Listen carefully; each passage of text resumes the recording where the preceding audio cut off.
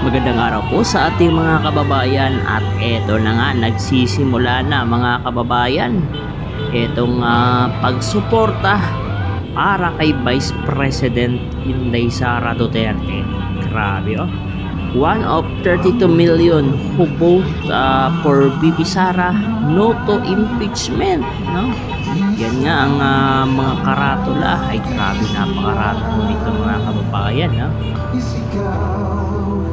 Grabe yung pwersa ng sambayan ng Pilipino na sumusuporta kaya Vice President Inday Sara Duterte. Isa lamang ho ito sa grupo na mga nagpo-protesta ngayong araw mga kababayan, Independence Day. Grabe. At yung ibang mga grupo ay nandyan din sa may bahagi ng Senado. Yung iba papunta rin sa bahagi ng Malacanang posible, at yung iba ay sa bahagi ng Diwasang Bonifacio. At dito naman ho tayo mga kababayan, nandito ho tayo sa Kongreso. Grabe. So akala nyo walang tao nandoon sa bandang likod, andito ho tayo sa pinaka-front upang makita ng ating mga kababayang Pilipino at lalong-lalo na sa mga supporter ni Vice President Inday Sara Duterte. Akala nila kakaunti lamang yung mga tao ng mga sumasama. Ayan napakarami ho yan mga kababayan. Yan ay talagang masasabi ho natin ng mga volunteer na sumasama dito sa rally nito bilang suporta. Katulad na lang ni Tatay Rani Ludovica, konsihal ng Quezon City. Ayan may daladalang watawat mga kababayan. So hindi pa kasama dito ang iba't ibang parallel group.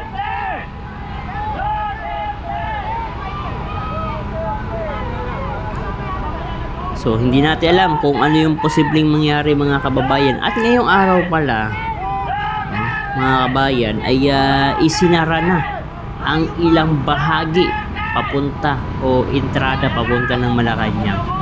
Sa takot ho ng grupo o ditong administrasyon ni Bongbong Marcos, sa takot na baka biglang pasukin ang Malacanang kasi nga may ugong-ugong na baka daw magkaroon ng mga pagkilos ang iba't ibang mga grupo. Ayon yan sa intelligence ng PNP, ng NBI mga kababayan. Kasi nga itong alam naman natin yung galawan ni NBI NBI Director Masiba, na ito ho ay bagong tuta ni Marcos Jr.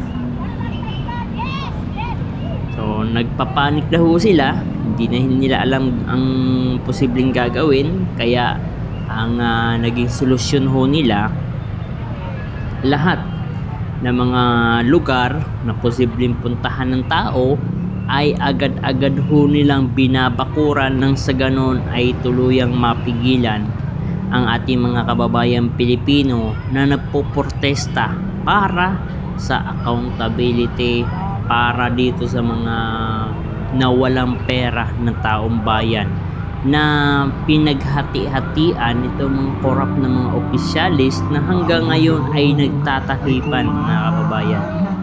Sabi ho nila, kaya daw nagkakagulo dyan sa bahagi ng Senado dahil kay Senator Peter Cayetano. Ang totoo mga kababayan, kaya nagkaroon ng kaguluhan sa Senado dahil ayaw ibigay ng administrasyon ni Bongbong Marcos ang leadership sa Senado kay Cayetano. Dahil nga pag si Cayetano ngayon katulad nito, si Senator Cayetano ang Senate President, pero parang gusto na nila tanggalin, pero still Senate President ho si Senator Cayetano. Ayaw ho nila mga kababayan na magkaroon ng investigasyon ng Senate Blue Ribbon Committee, kaya patuloy yung kaguluhan dyan sa Senado. Alam naman ho natin kapag gumalaw ang Senate Blue Ribbon Committee, itong investigasyon na ito, ay tutukoy ito sa pinaka-mastermind ng matinding korupsyon sa ating bansang Pilipinas. No?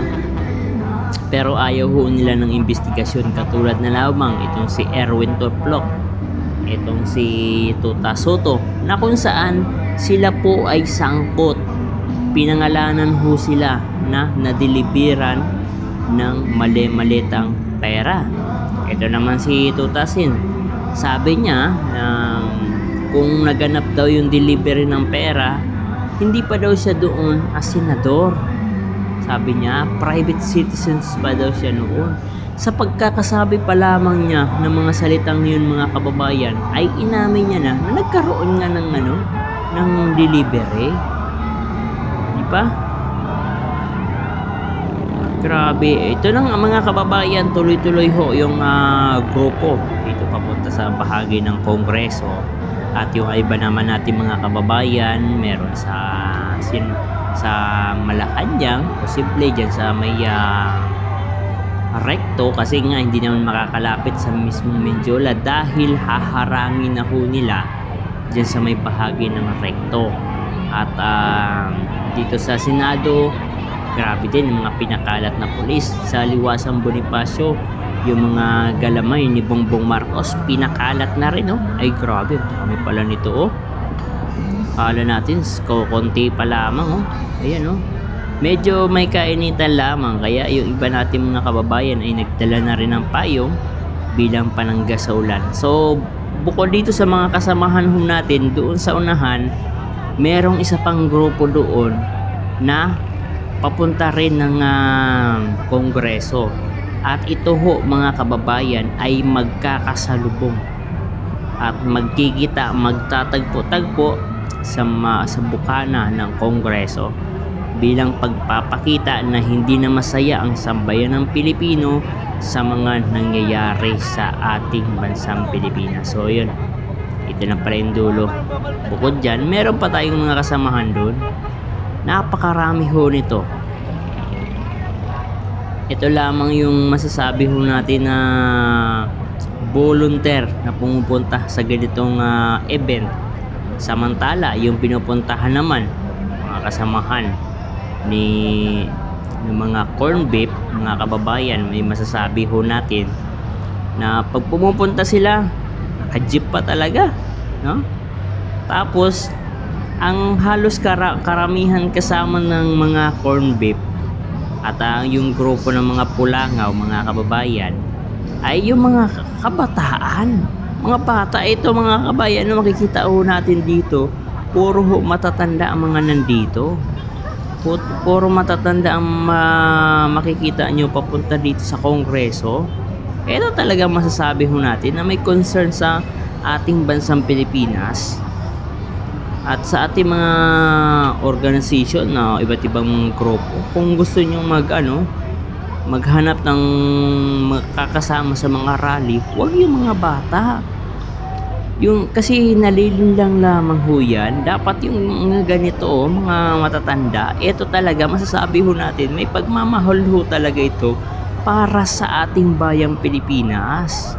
Yan, papunta na ng Kongreso mga kababayan.